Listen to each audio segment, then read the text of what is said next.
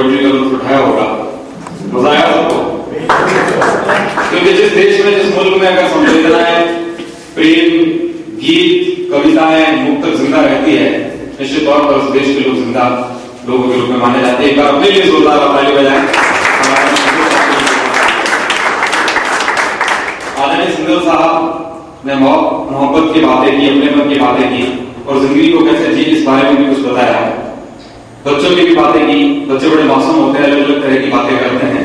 मुझे पिछले दिनों की घटना याद आती है। छोटा सा बच्चा अपनी दादी के पास गया और बोला, दादी टैग बोल के दिखाओ।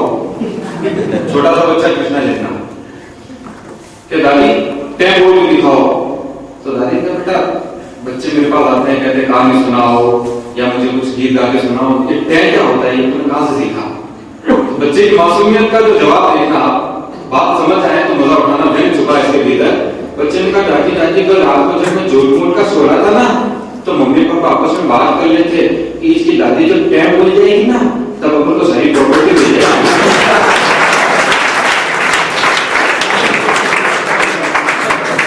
बच्चे बड़े मासूम होते हैं, उनकी अदाएं, उनकी बातें मासूमियत को छुपी होती है।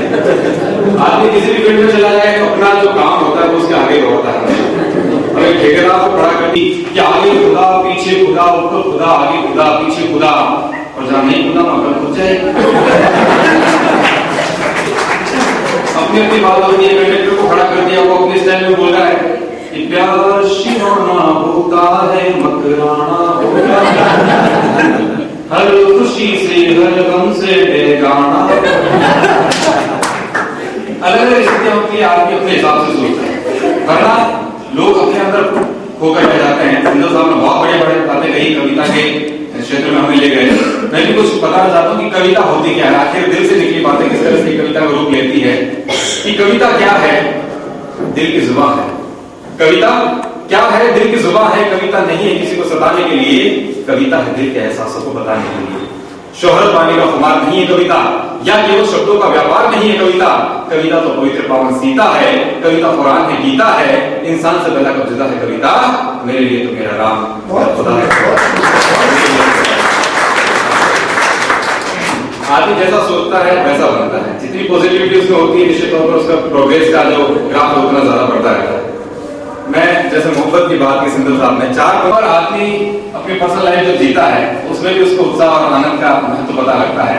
4 पंक्तियां, एक एक पंक्ति का सार देखना, बिल्कुल सरल पंक्तियां हैं, इसमें आपको दिमाग लगाने की आवश्यकता नहीं, क्योंकि जो प्यार करता है उसको दिमाग लगाने की आवश्यकता होती नहीं है, क्योंकि दिमाग होता है तभी प्यार करता है।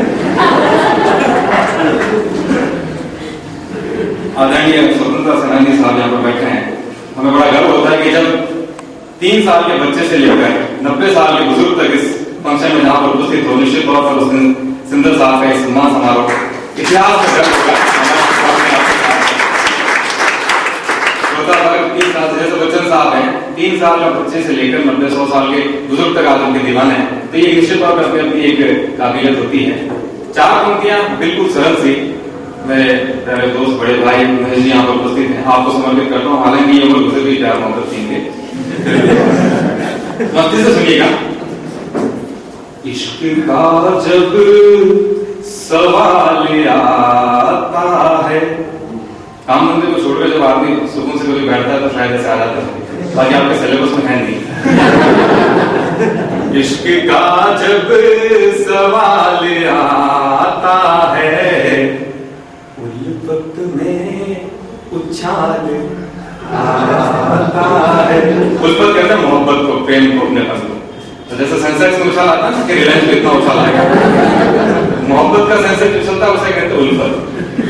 इश्क का जब सवाल आता है, उल्फत में उछाल आता है, धड़कने भी धड़कती जोरों से, धड़कने भी धड़कती जोरों से, जब भी उनका ख्याल